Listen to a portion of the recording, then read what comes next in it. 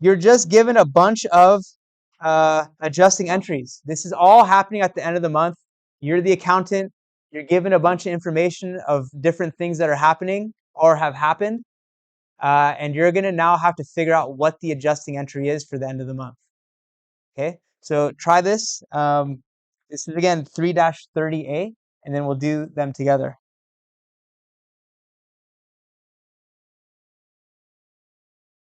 Okay, so 5-day work week, $7,000 per week. Your cutoff date, December 31st, is on Wednesday. So that's going to be 3 out of 5. 3/5, so 60% of your payroll is going to be incurred in this year that you're accounting for. Okay, so what we'll do is I'm just going to calculate the amount right now. We'll fill in the accounts in a second. 7,000 times 3 divided by 5. That's the math. 4,200. Okay, so what is this for? This is for salary expense. Okay, and again, it's not payday yet. Payday is in the next year, which is going to include 3 days of the previous year, which is what I'm accounting for, and then 2 days of the next year. So until then, it's just going to be a salaries payable. Okay, and again, all my adjusting entries are dated December 31st. Okay, so next, on January 1st, so again, we're at December 31st. So this is talking about what happened at the beginning of my accounting period on January 1st. We purchased insurance that covers 2 years for $9,000. So how much is that per year? $4,500 per year. Okay, so now at the end of the first year, we no longer have $9,000 worth of insurance, right? It's going to be, if you look at a T account, let's just all make sure we're knowing what happened here. So this is prepaid insurance. It started off at 9,000 on January 1st. And we just said half of it is gone, right? 1 year is gone out of 2. So we know the balance should be half. It should be 4,500. Do we agree with that? Okay, so how do we get this $9,000 debit balance to be a $4,500 debit balance? What do we got to do to prepaid insurance to make that happen?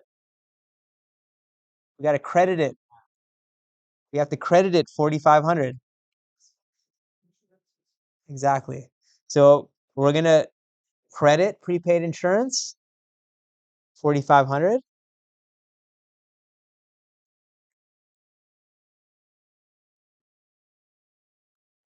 And we're going to debit insurance expense.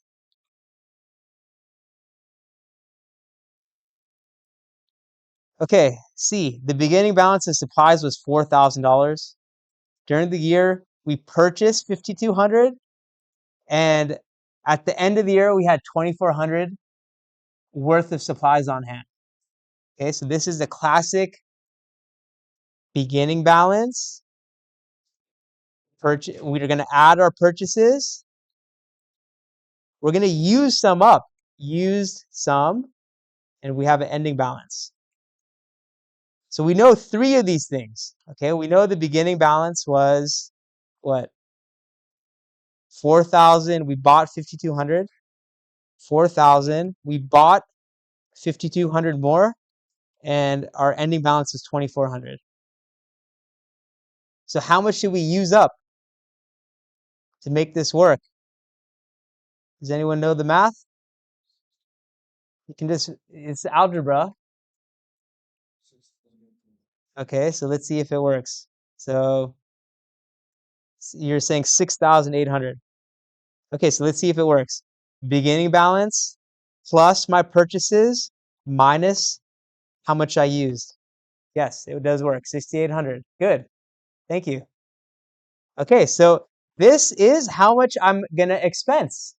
This is my supplies expense. This is what my company used up in terms of supplies. Okay, and it took a little bit of algebra to figure out that given the information, but conceptually speaking, what we just figured out was what we used, and we have to expense that now. So we're going to have supplies expense 6,800. What's my credit? Supplies, exactly. Okay, so just to show you one more, how do we translate this to a T account? Okay, there's a, this is what is now happened to my supplies T account. We started the year with 4,000. We bought more. It's another debit. We probably debited supplies, credited cash because we bought some. We then are now gonna credit it 6,800, right? That's what this adjusting entry is doing. So now what is my balance? 2,400, but one detail, debit, exactly. Thank you. Okay, so I just translated those words into what happened in our account. Okay, so this supplies credit is part of that story. It's fitting in right here. Okay, everyone see that? Okay, all right, let's keep going. During the year, provided legal services, and the client had prepaid us. Okay, so we had already received the cash, debit cash, credit unearned revenue sometime during the year. We're saying that we've completed 40%. So that unearned revenue, which was 7,000, it's no longer 7,000 because we've earned some of it. Okay, so that's what we're going to do essentially. We're going to earn some service revenue, and we're going to reduce our unearned revenue because we've now earned some of it.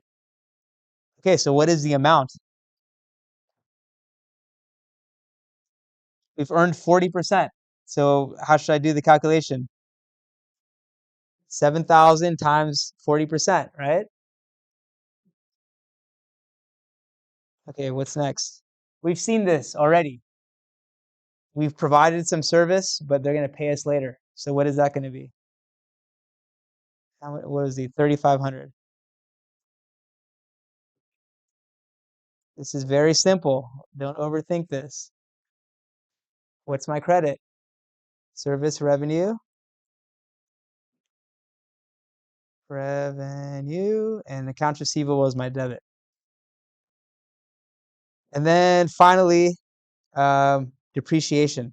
Okay, so you can do this in one journal entry. Actually, we have two more. So you can do this in one journal entry. There's two different assets that we're depreciating, equipment and furniture. So 3,700 and 1,300. Here are the four parts. So what are the accounts that we use for uh, accounting for this? What is this? Depreciation what? Expense. So depreciation, expense, and this one was for which one? Equipment. And this is depreciation expense for furniture. And remember, I'm not going to just do this, even though it kind of is like conceptually right. What is the account I use for accumulating these expenses? Well, I just said it. Accumulated depreciation, equipment, and accumulated. So you just have to remember the form of this, how to take depreciation expense. It's going to be the depreciation expense in the type of asset, and then the credit is going to go to that contra account called accumulated depreciation. Okay, and then finally we have incurred $300 of interest expense. It's quite straightforward because it's telling you how much expense to take. It didn't give you any, the note is like this, and you have to calculate how many months have gone by. Okay, so interest expense, interest payable. Okay, so look, some of these were a little challenging. Like the supplies, the beginning balance, how much you purchased, the ending balance. You had to kind of know some meta to figure that out. But now that you've seen it, uh, if you see it on the homework, you'll be able to do it, hopefully. The one that might be challenging is figuring out how to do the interest on the notes. Okay? If it just gives you, here's the day the note started, you'll have to calculate how many months have gone by until the end of the period. So if it's like November 1st is when the note started, it's going to get paid in a year, November, December. So you'd have to accrue 2 months of expenses, 2 months of the yearly interest. Okay, so there's probably a video that you'll have to watch if you want to see the detail on that. But that one could be challenging. You have to think about that one. Okay, I didn't have time to show you because we still have a couple more things. But just like a warning to maybe look in the book or watch a video on how to accrue interest when it's not just told to you that's $300.